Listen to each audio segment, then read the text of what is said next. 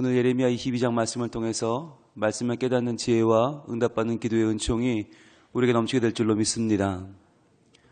하나님은 지금 예레미야를 통해서 이 나라에 임할 재앙, 하나님의 심판을 선포하고 계십니다. 그렇게 계속해서 선포하고 그러다가 어제는 바로 생명의 길과 사망의 길에 대해서 말씀하셨어요. 너희 앞에 두 가지 길이 있다. 너희가 생명의 길을 갈 것이냐, 사망의 길을 갈 것이냐. 선택하라 라고 하나님 말씀하셨죠. 오늘은 그 생명의 길과 사망의 길이 구체적으로 어떤 길인지를 보여주고 계십니다. 여러분, 이 생명을 선택하는 일은 무엇일까요? 우리는 이것을 믿음이라고 생각합니다. 그런데 여기서 말하는 믿음이라고 하는 것이 뭐냐? 그게 문제죠. 우리는 믿음을 생각으로 알아요. 말로 알아요.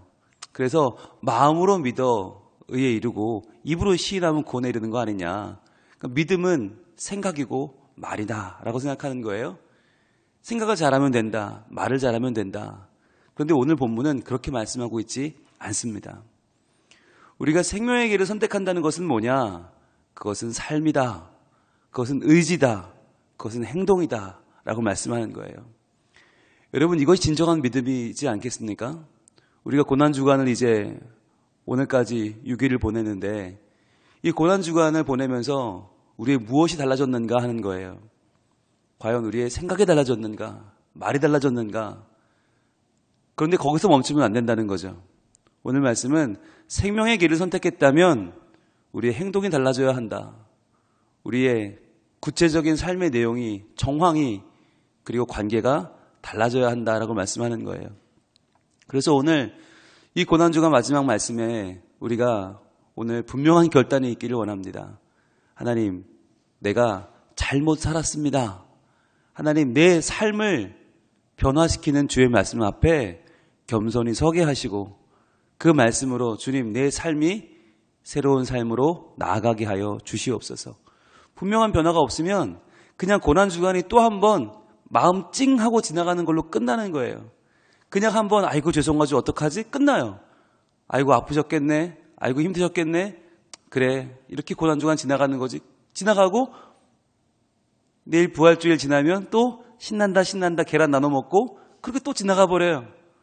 또 죄짓고 또 방탕하고 또 교만하게 살다가 또 1년 지나 내년에 되면 또 고난주간 마음 아프고 눈물 몇 방울 흘리고 또 지나가 버려요. 달라지지 않는 거예요. 그래서 오늘 하나님 우리에게 너희가 그렇게 가고 싶다는 생명의 길, 그 길을 가는 길을 내가 알려주마 라고 말씀하는 겁니다. 먼저 1절입니다. 여호와께서 이와 같이 말씀하시되 너는 유다 왕의 집에 내려가서 거기에서 이 말을 선언하여. 여호와께서 이와 같이 말씀하시되, 노란색으로 다 쳐보세요. 자, 여호와가 이같이 말씀하셨다. 이것은 새로운 선언, 새로운 증거, 새로운 하나님의 말씀이 임했다는 뜻인데 어디로 가는가? 유다 왕의 집, 즉 왕가로 가라는 이야기입니다. 왕가. 이 나라를 지금 책임지고 있는 왕, 현재는 시드기야죠. 여러분, 시드기야라고 하는 왕, 왕가가 복잡합니다. 요시야가 죽은 뒤로는 그 아들이 왕이 됐다가 아들의 아들이 왕이 됐다가 그 형제가 또 왕이 됐다가 삼촌이 왕이 됐다가 복잡하거든요. 그런데 그럼에도 불구하고 왕의 집만은 변하지 않았어요. 왕의 집, 왜죠? 그 왕의 집이 바로 다윗의 왕위에 앉아있기 때문이에요.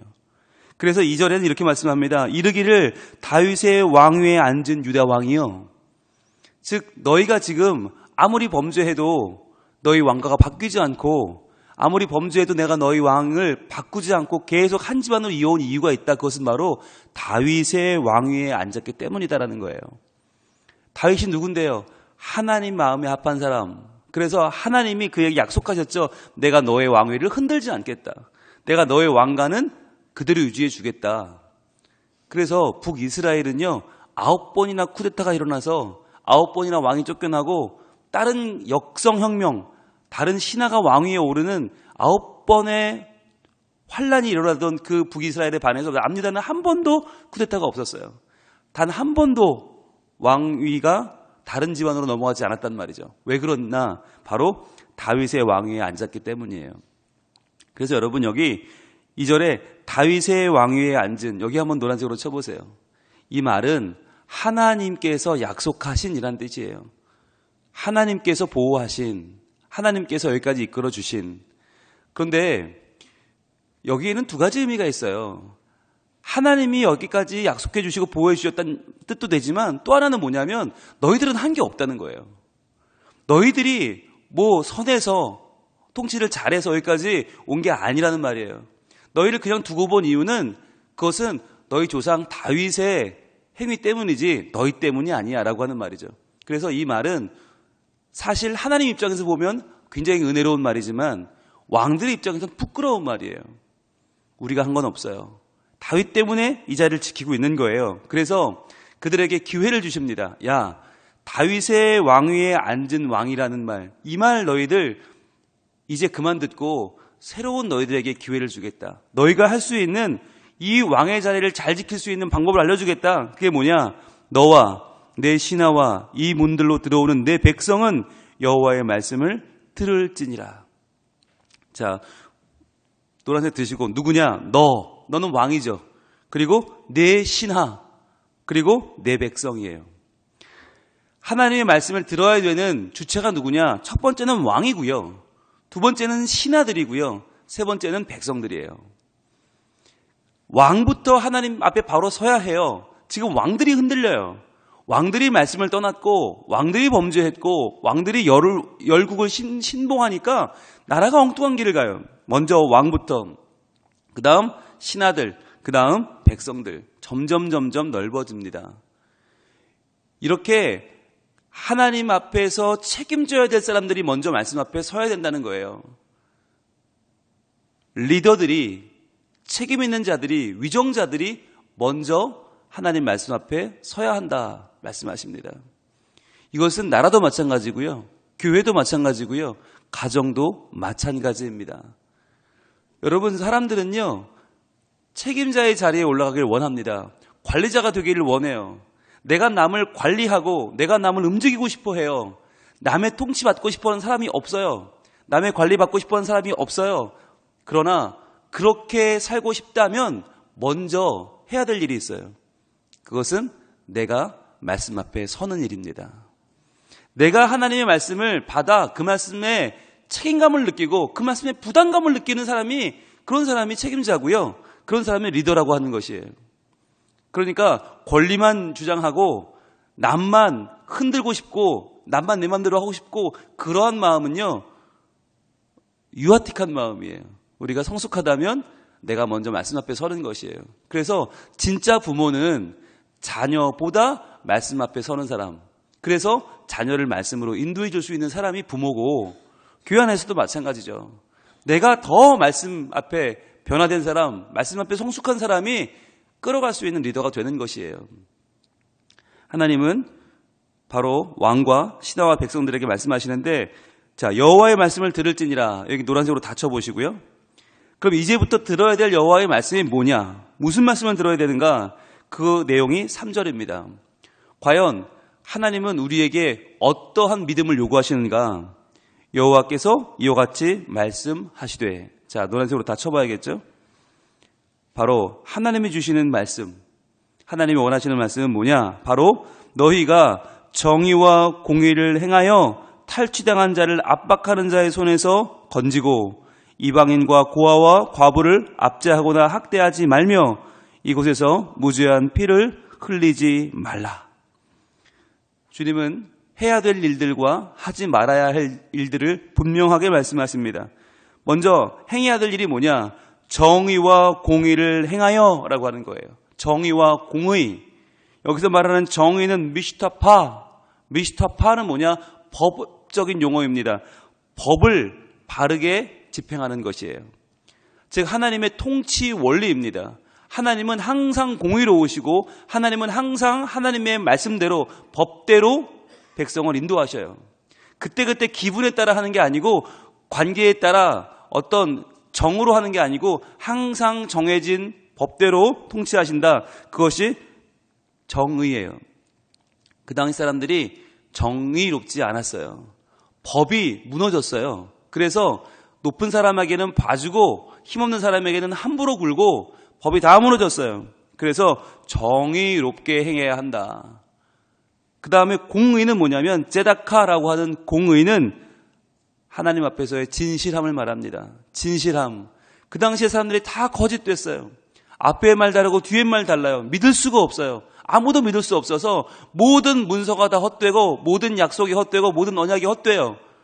사람이 사람을 믿을 수 없어요. 그래서 하나님은 정의와 공의, 즉 하나님의 통치 원리를 너희들이 알고 그것을 행해라. 여러분, 그러면 정의와 공의를 행하려면 무엇을 해야 됩니까? 하나님의 말씀. 그 말씀을 바로 알아야 되는 거죠. 말씀이 없기 때문에 하나님의 통치 원리가 무너지고 말씀이 없기 때문에 사람 간의 진실함이 무너진 시대, 바로 그 시대에 하나님은 여호와의 말씀을 들을지니라 라고 말씀하는 거예요.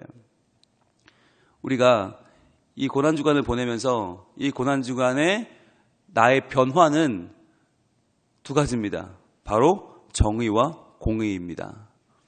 과연 나는 하나님의 말씀대로 살고 있는가? 과연 나는 하나님의 법대로 살고 있는가? 과연 나는 진실한 사람인가? 라고 하는 거예요. 과연 내 말을 사람들이 믿어주는가?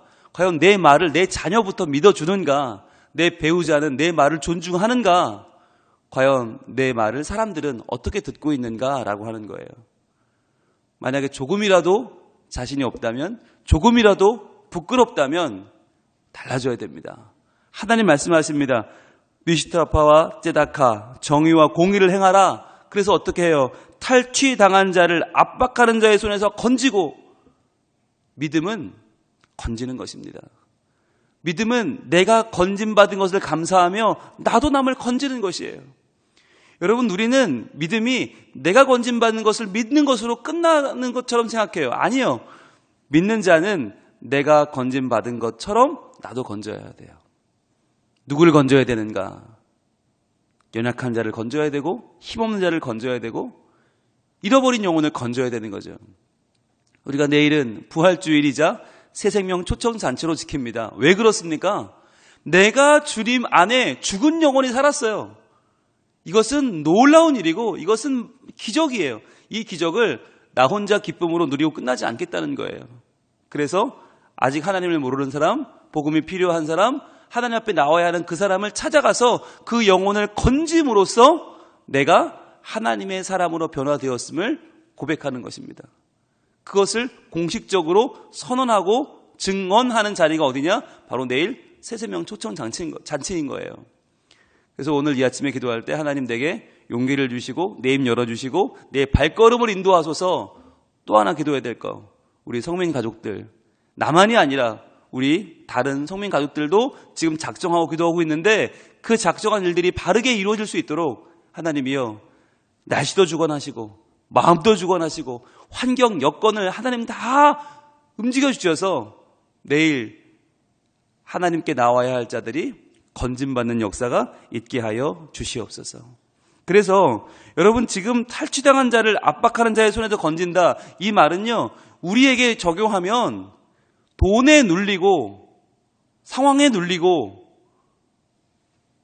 물질에 눌리고 건강에 눌려서 하나님이고 뭐고 찾을 여력이 없는 이 시대의 현대인들에게 다가가 복음을 전하는 일, 그들의 영혼을 건지는 일을 말하는 것입니다.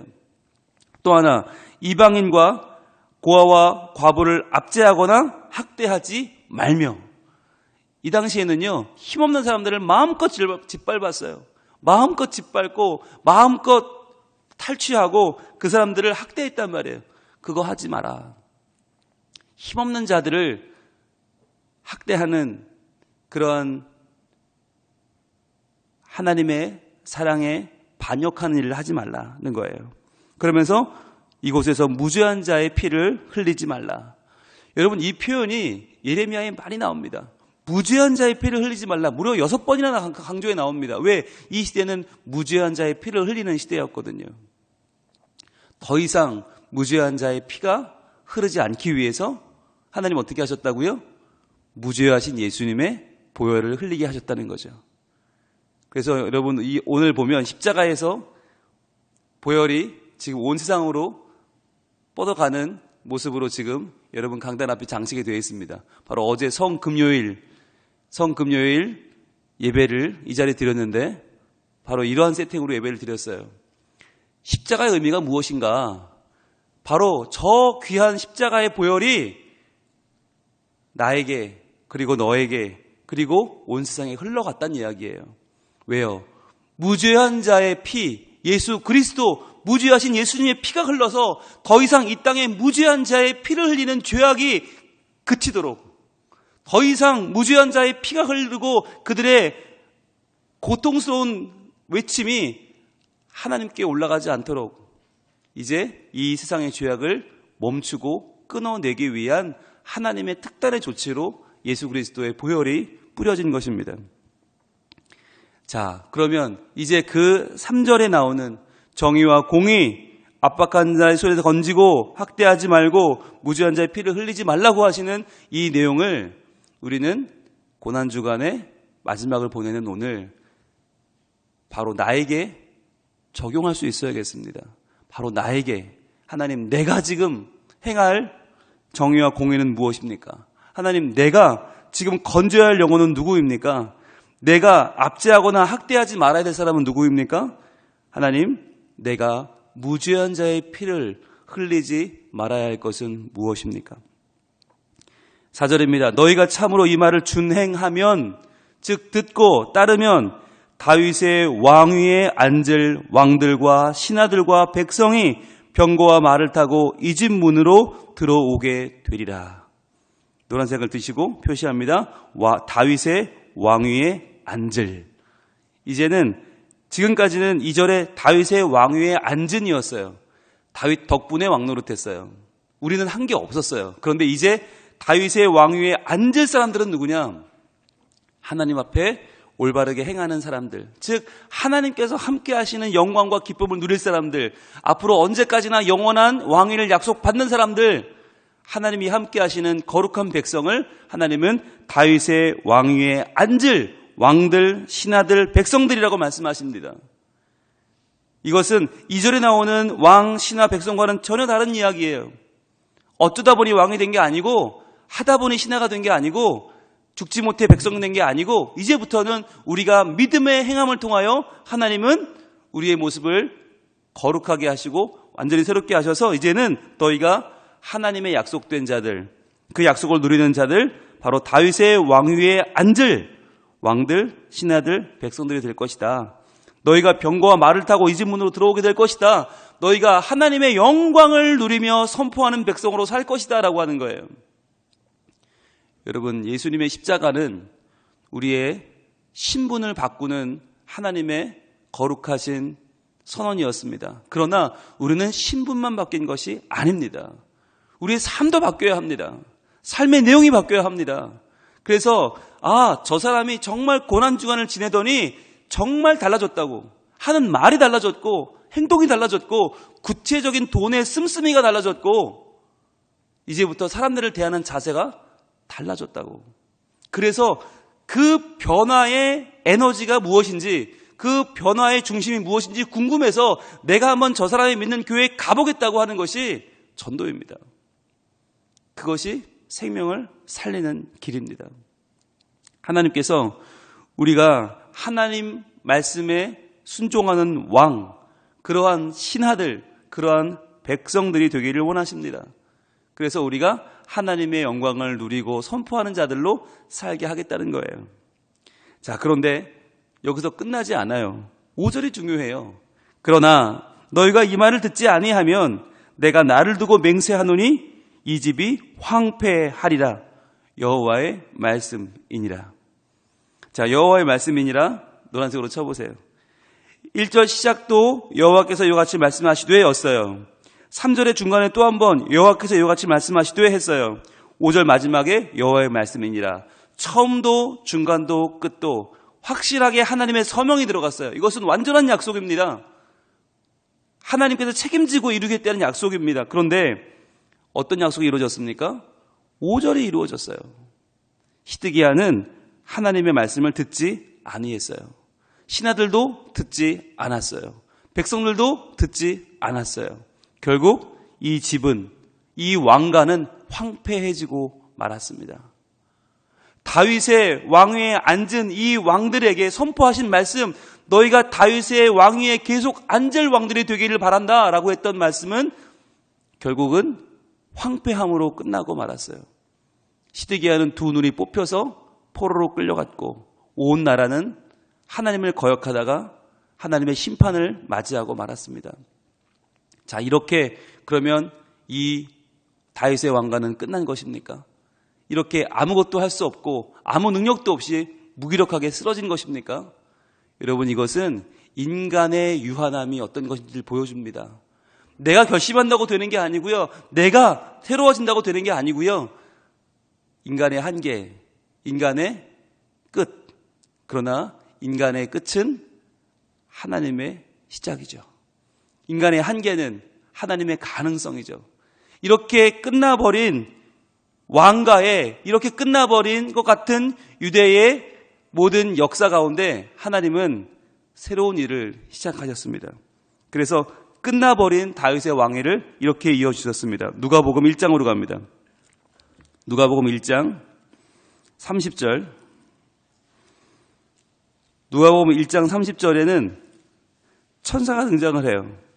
가브리엘 천사가 한 여인을 만나러 갑니다. 나사렛에 사는 한 여인, 결혼을 앞두고 있는 여인, 남자를 알지 못하는 한 여인을 찾아갑니다. 누가복음 1장 30절.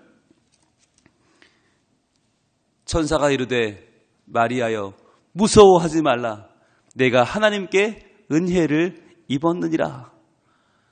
잃어버린 나라, 무너진 왕가, 로마의 속국이 되어서 이제는 아무런 희망도 없어 보이는 이 이스라엘에 한 천사가 등장을 합니다. 그리고 무기력한 한 여인에게 찾아와서 무서워하지 말라고, 내가 하나님께 은혜를 입었다고 말합니다. 아니, 은혜는 무슨 은혜? 나라는 망했고 시절은 이렇게 황폐한데 무슨 은혜가 임해요? 31절. 보라, 내가 잉태하여 아들을 낳으리니 그 이름을 예수라 하라. 그가 큰 자가 되고 지극히 높으신 이의 아들이라 일컬어질 것이요, 주 하나님께서 그 조상 다윗의 왕위를 그에게 주시리니. 노란색 드시고 표시해 봅니다. 다윗의 왕위를 그에게 주시리니. 인간의 잘못으로 잃어버린 다윗의 왕가, 다윗의 왕위에 앉았던 그 옛날의 영광을 기억하면서 이제는 다 잃어버린 그 다윗의 왕위를 하나님은 다시 한번 예수님을 통해서 주십니다. 예수님을 통해서 우리의 죄악으로, 우리의 못남으로, 허물로 끝나버렸던 다윗의 왕가를 주십니다. 그리고 33절입니다. 같이 읽습니다. 영원히 야곱의 집을 왕으로 다스리실 것이며 그 나라가 무궁하리라. 아멘. 여러분, 우리의 인간의 연약함은 하나님의 약속을 다 잃어버리게 했습니다. 다윗에게 약속된 영원한 언약은 끝난 것처럼 보였습니다. 그 왕관은 끝났고 나라는 망했고 왕들은 끌려갔습니다. 그러나 그렇게 끝난 것이 아니었어요. 바로 하나님은 예수님을 통해서 아브라함의 자손이요 다윗의 자손이었던 예수님을 통해서 다시 한번 그 다윗의 왕위를 그에게 주시고 다시 한번 하나님 나라를 일으키십니다. 그래서 그 예수님이 이어가신 다윗의 왕가, 그 아름다운 왕위의 영광이 십자가에서 재현된 것입니다. 이제 십자가는 한 나라의 왕으로서가 아니라 모든 나라, 영원히 야곱의 집을 왕으로 다스릴 그 나라가 무궁하며 바로 그 나라의 주인으로 등극하시는 새로운 생명의 주인, 부활의 주인, 그리하여 모든 죽은 자를 살리시고 모든 자의 죄를 씻으시고 새로운 하나님 나라를 만드시는 하나님 나라의 새로운 왕 예수 그리스도를 우리에게 보여주는 그 증거로 십자가가 세워진 것입니다. 여러분, 오늘 고난주간 마지막 날입니다. 고난주간 마지막 날은 바꿔 말하면 부활에 가장 가까운 날입니다. 이제 우리는 부활의 기쁨 가운데로 나아갑니다. 왜냐하면 예수님은 죽으심으로 끝나지 않았고 그 죽으심은 부활의 영광으로 이어지고 그 영광은 하나님의 나라, 놀라운 하나님의 성취, 하나님의 능력을 바라보는 우리의 눈을 열어주기 때문입니다. 이 시간에 결단하길 원합니다. 하나님, 우리가 따를 왕은 예수님이십니다. 우리는 예수님을 따르는 신하가 되고 예수님을 따르는 백성이 되어 우리도 정의와 공의를 행하며 잃어버린 영혼을 건져내며 압제하지 않고 무죄한 자의 피를 흘리지 않는 변화된 삶을 살기를 소망합니다. 하나님, 나의 죄를 깨끗게 하시고 새롭게 하시고 죽음의 권세에서 나를 건지신 하나님이여, 이제부터 내가 진실한 주님의 생명을 나누어 살아 그 나라를 이루며 사는 하나님 나라의 신하, 하나님 나라의 백성이 되게 하여 주시옵소서. 기도하며 나아갈 때에 하나님이 우리의 삶을 변화시켜 주시고 우리의 삶을 이제는 죽음의 삶에서 부활의 삶으로, 이제는 낙담하는 인생에서 다시 한번 일어나 부흥하는 하나님의 사람들로 변화시켜 주실 줄로 믿습니다. 기도하겠습니다. 하나님, 6일간의 고난주간을 보내면서 저희들은 과연 나는 어떻게 살아야 할 것인가? 과연 내 삶에서 달라져야 될 부분은 무엇인가? 내 삶을 놓고 많은 고민을 했습니다. 하나님의 말씀을 어떻게 붙잡아야 할지, 어떻게 적용해야 할지, 어떻게 살아내야 할지 많은 고민을 했습니다. 주님, 나를 위해서 십자가 지신 주님은 나의 영혼만 구원하신 것이 아니라 나의 온전한 삶을 하나님 나라의 삶으로 변화시켜 주셨습니다. 주님, 이제는 내 마음이 온전히 주님을 따라 내 하루하루의 구체적인 삶이 말씀하시는 정의와 공의를 따라 달라지게 하여 주시옵소서. 그리하여 내 삶을 보고, 내 변화된 삶을 보고 많은 사람들, 하나님을 알지 못하는 사람들이 주님의 곁으로 나아올 수 있는 하나님의 도구로 쓰임받게 하여 주시옵소서. 하나님, 지금까지 우리는 내가 한 것은 없지만 다윗의 왕위에 앉았던 그 왕들처럼 나는 한 것이 없으나 하나님의 은혜로 여기까지 왔습니다. 그러나 이제 우리의 참 왕이신 예수 그리스도를 따라 그분의 신하가 되어 그분의 백성이 되어 이제는 다윗의 왕위에 앉을 새로운 하나님의 영광 가운데 우리도 동참하기를 원하오니, 하나님, 더 이상 나는 할 수 없다고 말할 것이 아니라 믿음으로 일어서서 하나님의 나라를 이루어가게 하시고 부활하신 주님의 기쁨과 그 감격을 누리고 전하며 살게 하여 주시옵소서. 그리하여 하나님의 영광, 그 기쁨, 그 감격을 만방에 알리게 하시고 잃어버린 사람들에게 다시 한번 구원의 소식을 전파하여 그들에게 하나님의 영광을 보여주고 증거하는 주의 자녀로 살게 하여 주시옵소서. 지난 6일간의 특별 새벽 기도회를 하나님 인도해 주셔서 감사합니다. 준비하느라 애쓴 목회자들, 그리고 이 새벽에 나와 하나님 앞에 말씀을 구하며 부르짖고 하나님의 은총을 구했던 우리 모든 성민 가족들, 하나님 분명히 달라지고 새로워져서 내일 부활주의를 맞이할 때에는 우리 모두 큰 기쁨 가운데 하나님의 영광을 누리기 원하오니 주여 분명한 변화가, 분명한 결단이 우리 가운데 있게 하여 주시옵소서. 그래야 이 시간에 주님께 간절한 소원으로 주여 새로워지게 하소서, 나를 살리소서, 살리는 자가 되게 하소서 기도하는 자마다 그 기도를 들어주시고 하나님이여 응답하여 주시옵소서. 예수님 이름으로 기도합니다. 아멘.